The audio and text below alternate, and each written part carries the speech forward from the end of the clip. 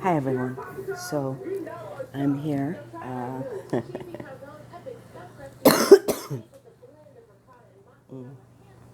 I do have um, some remnant of the cold that I've been trying to get over.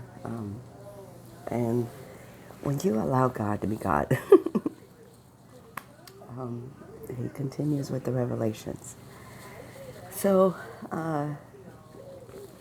as I was thinking about the last time I was sick, and I was trying to understand what God meant about full circle. On my way to work on Wednesday, so the manager made my schedule for the week. Well, made the schedule for the week, and he had me close on Tuesday. So I went back, I closed. Of course, everybody asked me how I was doing. I said I was fine. My voice sounded better. I still sound sick, but it sounds more like me. And I went home. I got out early, got on the earlier bus, made it all the way home. On the way home, this woman who had her dog began walking with me. And I always pray that if the person that is near me means harm to me, that God removes them from me. Now, this is a spot I've been walking for, I don't know, a couple months now, a few months, since December. So, no, well, yeah, because at the end of November is when I lost my truck. So it's been about a month, going on 2 now. And as I was walking, this woman was asking me, where I was going. And I was told her I'm just walking down the street. She goes, oh, I'm walking all the way down. She goes, oh, all the way down to the Motel 6. I'm like, no, not that far. I said, I'm staying closer than that. And she kept asking me questions, trying to get information. But God has trained me in such a way that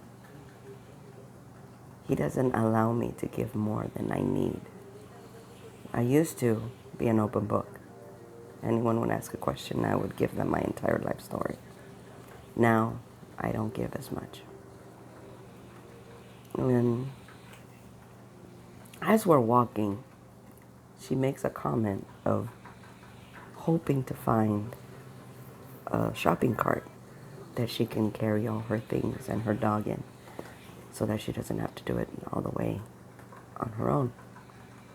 And I told her, good luck with that. I said, I've been walking this path for the last for the last couple months, and I've never seen a shopping cart.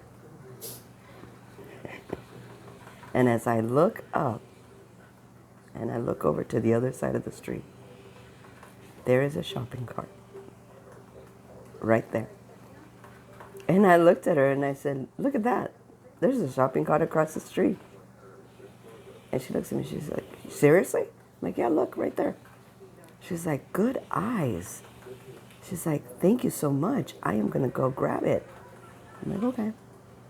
Be safe. Good luck. And I walked on my way. And that stayed with me. I'm like, that was an instant blessing. And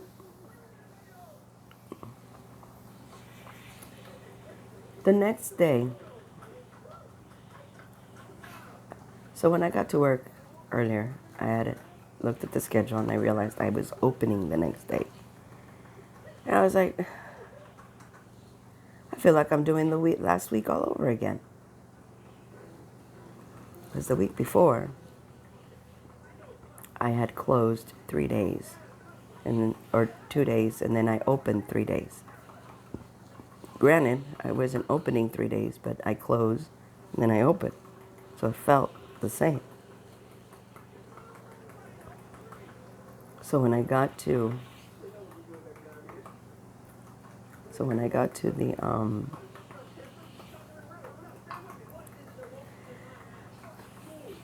so when I got home, and I hadn't thought about it, but it was all in my head. Like, everything was in my head. And then the next day, I woke up at 6 in the morning. I got dressed, got everything. Now, the very first time that I had lost my truck, I had the first time I had gone to work, I had taken the light rail to the bus, and I had walked the wrong direction. If I had walked to the left, the bus stop would have been right there. But I walked to the right, so I walked about half a block before I got to the bus stop. And if you remember, I talked about there being no one there, and then all of a sudden all these men started coming out of nowhere. And so as I'm going back to the other bus stop, or as I'm walking, but I hadn't made the connection yet. So I'm going to the bus stop like normal. And as I'm getting there, I miss the bus. And I look on the Google Maps, and it tells me that the next bus is not till 7:37. And I was like, what? No, there's got to be another bus. This is the bus that is always late. And so I'm sitting there, and it keeps telling me that I've got to go to the light rail. And then I thought, well, I'm not going to walk a mile down the street, then walk another 2 miles down just to get to the bus stop, because then the other bus will be there. It doesn't make sense. And so God put it in me to backtrack the way I came and to go to the light rail that way, the way I go home every night. And as I'm walking back, because it took me a split, like, yeah, no. And finally, I made the decision to go. And sorry guys, I'm getting more cough drops and making a little noise. So as I'm walking back towards the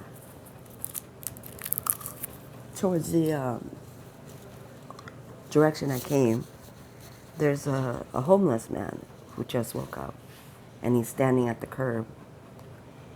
And I'm like, oh, please make him move, please make him move, please make him move. He doesn't move, so I walk around him. And I was about to go back the way I came when God goes, why? Just walk across and walk down the bridge and you'll be on the other side. And I was like, okay. So I walk across and I walk down the bridge. I walk over, like, because if you walk the way I came, you have to go across the street. You have to wait for the light. But because I took the bridge, I walked down the side of the street and I was able to go down to the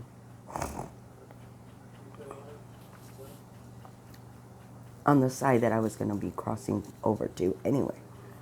But I did it without crossing the street because I went over the bridge. Those who have eyes to see. So I didn't get there the same way that I left. I went over the bridge and I went around. And as I'm walking back towards the light rail, towards the trolley,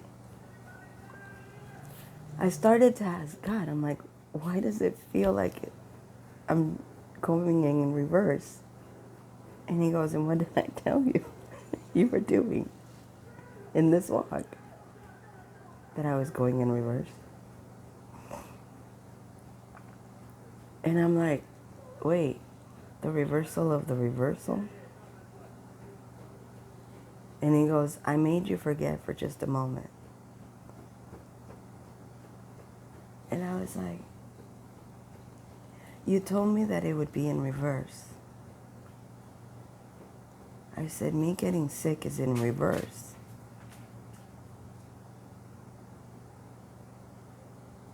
I should have gotten sick in December, not in January.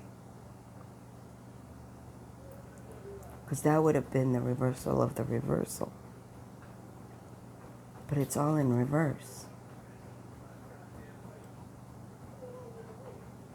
I said, so now, even though I'm moving forward in reverse.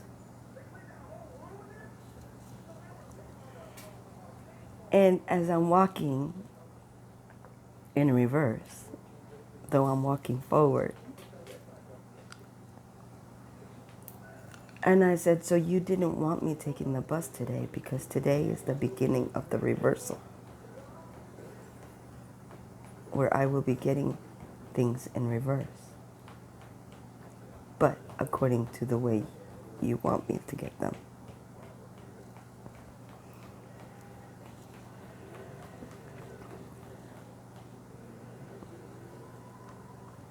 And then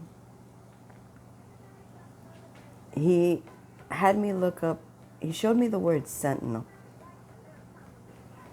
And I was like, sentinel?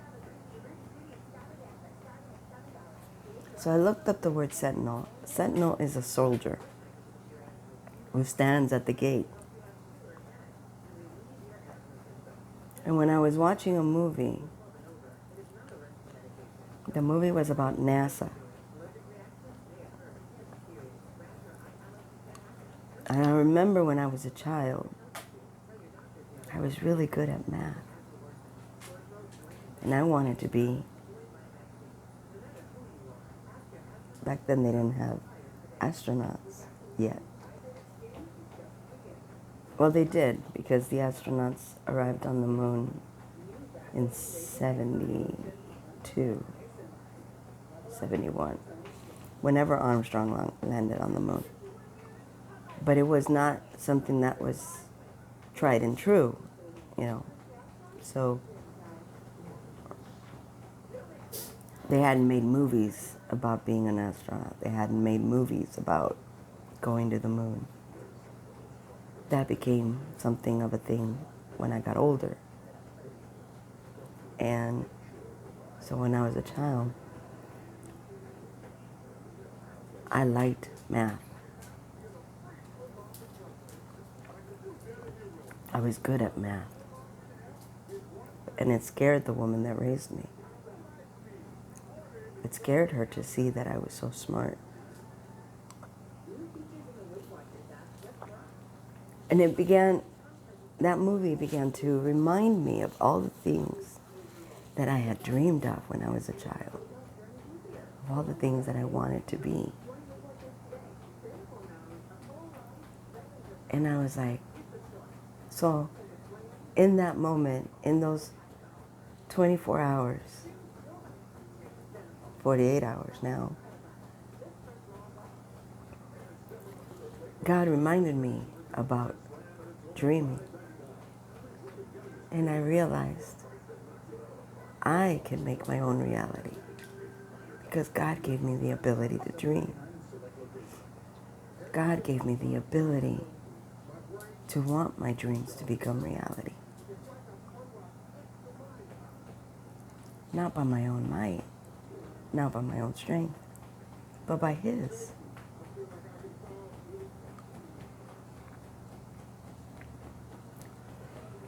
You know, there is a thing that He's been showing me lately that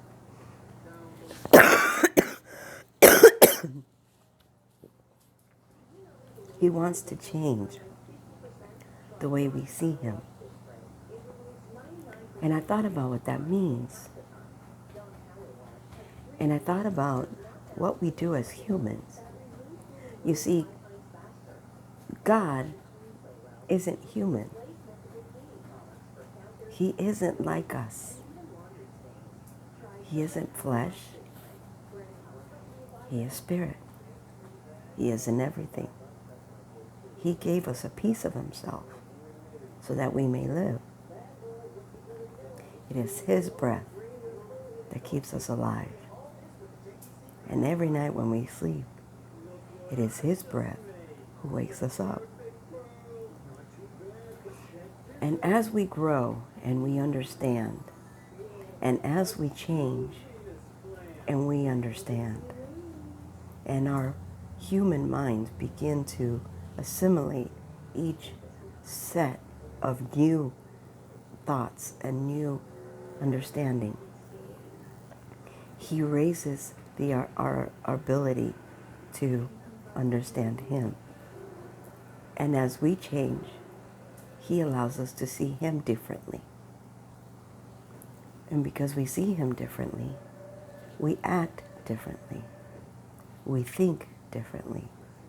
We behave differently. Lately, he has been showing me that he is not going to be the same God that I knew from childhood. He has been showing me that I have matured enough that I can now understand him as a mature child of his.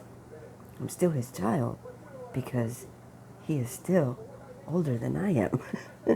I will never be as old as he is. But in my infancy, I had no knowledge of who he was other than what my imagination thought. Now, I've taken that imagination and I've given it understanding because he's given it to me. And so I can now make things happen because he's given me that knowledge to make things real. And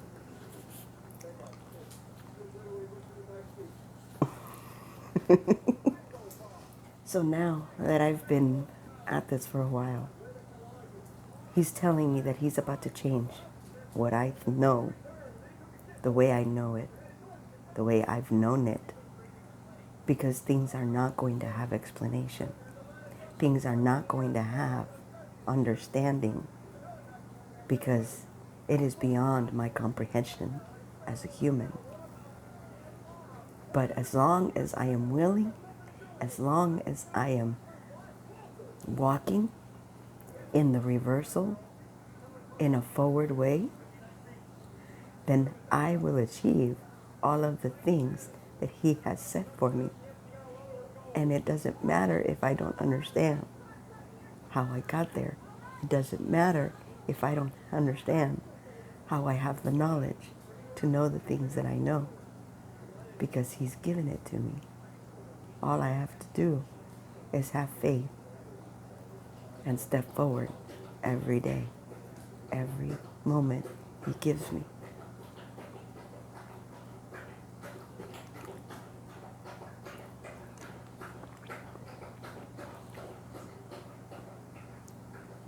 So, things are about to change. Things have been changing. I am not how I was when I first started. I am not how I was in the middle of this walk. You can go through my videos and you can see the progression of how I've grown. Not just in my presence, not just in my faith, not just in my understanding, but the way I carry myself, the way I put my words together. I no longer hesitate to think about the things that I need to say. I just say them. Not because I think I know them, but because he's speaking for me. He gives me the words and they just materialize. And I open my mouth and they come out. A growth that you have not understanding of. An ideology that you have no method of understanding. The Bible is the footprint, not the rule. It was meant to provide a platform to jump off of. But God is a living God. He is not in the history books because he exists. You cannot find him where he does not want you to find him. He is in the past. He is in the present. He is also in the future. He is omnipotent. The walls that you have created around your head were not put there by you, but by those that came before you, because their understanding was not enough. Their understanding was fear. Their understanding was wanting to stay in a place where they could be comfortable without having to push the envelope, without having to push forward to see the reality of who God really is, because they were afraid. They were afraid to find what they would find.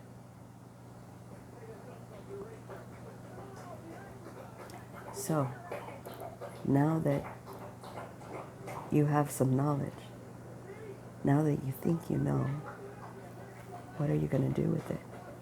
Are you going to be like the others and stay where you are? Or are you going to hunger like a child and want more? To be educated. You know, we all have read the Bible verses. We all understand every verse the way he wants us to understand it. But I have been saying something since I started, that if we get to the end and my Father finds me unworthy, then I pray he takes me down and he takes me out. Because I would rather be with him and not on this earth than be here without him. You see, when we think of Moses, we think that he was torn down because he did not obey God. But in reality, that was the plan from the beginning. God did not want him to fight. God did not want him to get to the end and continue doing things for him, because God made him a promise. God made him a promise that if he followed him, he would be with him. And the final resting place where only he could be is with God. So God knew the point where Moses would give up, because he was too old, because he was tired, because he couldn't go any further, because he didn't want to go any further. So God allowed him to disobey. But did he? Or did he obey exactly what God said? And God allowed, so that he could give him his final reward, which is to come home to God. What is the bigger price to pay? To go home, to be with God, or to stay here to help others see God? Both are worthy. We are not righteous by our own hand. We are all sinners. But God makes us righteous because he takes the sins that we have committed and he covers them in his blood. The blood speaks monumental voices that we could not even fathom. The blood covers all. All sins are covered by the blood. May you seek God in a new light, with your newfound information, with your new ideology. And this is where the culmination of what I have learned in the last 48 hours has gone. So he had me look up the number of, was it the number for reversal?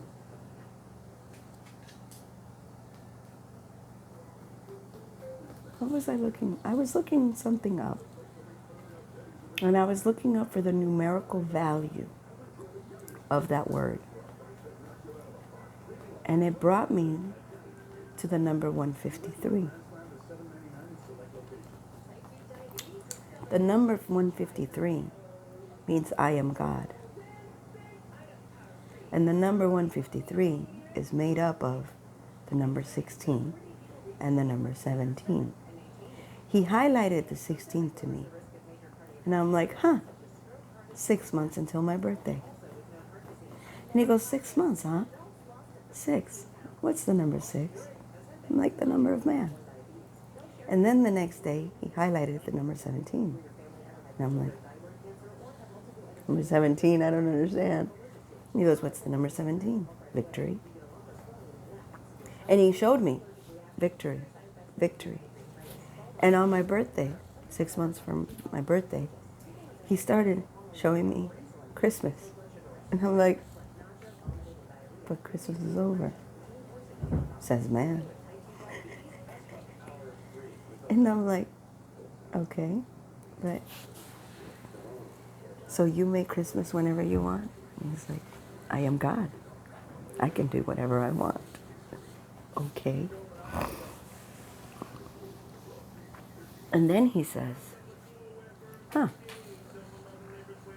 and this happened on the 18th. And I'm like, okay, but back up. I found the 153 on the 17th, and I thought, okay, so is today the 153, or is tomorrow 153? Because tomorrow would be the 2 days together. And he said, I am God. I was like, okay. 153 means I am God. And I'm like, okay. So I went through 16, I went through 17, and I got 153. I am God. And I said, okay. And then I get to work. And as I'm walking in, he says, look up. And I look up. The number of seats in that restaurant are 153. I am God. Okay.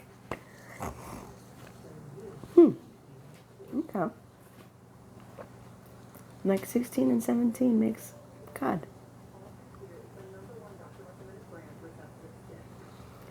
Now, he had been showing me 150. And I said, well, 150 isn't 153. That's 3 more than I need. And he said, are you ready? Am I ready? I am ready. Because you have made me ready. And he says, yes, you are ready. So remember, 153, I am God.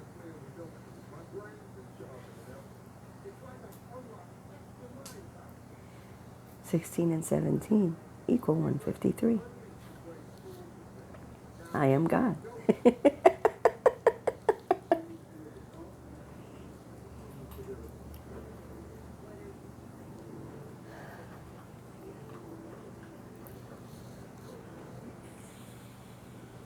The life we live, the way we live,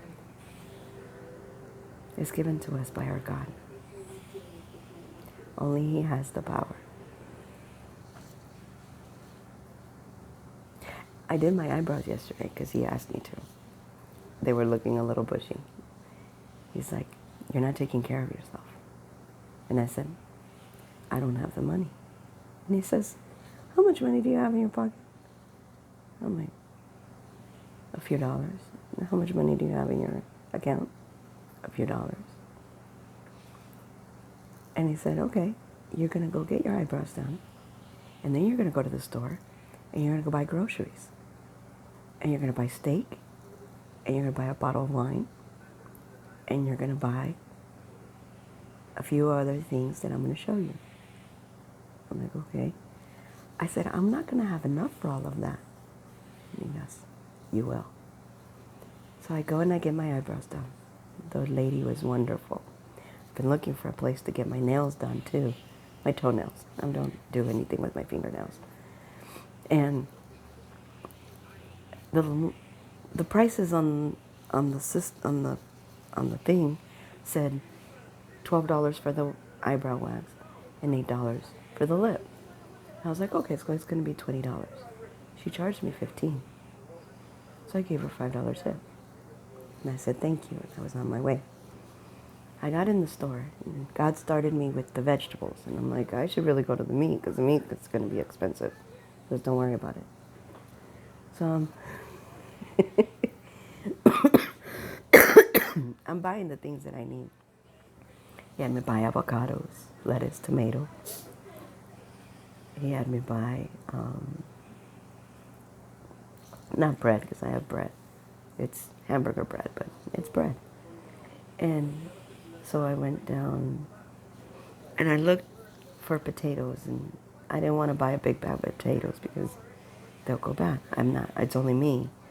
I don't eat a lot of potatoes, but I just remembered I have a bag of potatoes, mashed potatoes, that I bought a while ago, but I didn't have butter. But when I got the butter, I didn't have it state.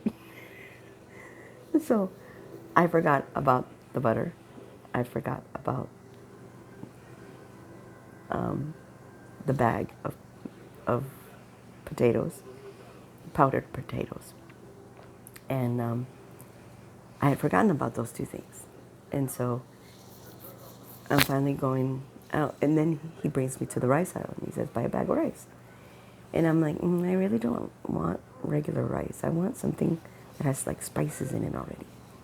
And everything else was like $2.99, $3.99. And I'm trying to keep it under $2. So I found Rice-A-Roni, which is a fast rice to cook. And it was a Spanish rice. So I'm like, ooh, this would be perfect to pair with the steak and the salad. But God forgot. It wasn't telling me about the mashed potatoes I had at home. And so I went and I looked at the mashed potatoes, and they were $3 and some change. And I was like, no, I can't. So I went down to the steaks. And as I was looking down at the steaks, the London broil was on sale for $3.47. And there was 4 packs. And I grabbed 2 of them, and I'm like, am I seeing this right? $3 for a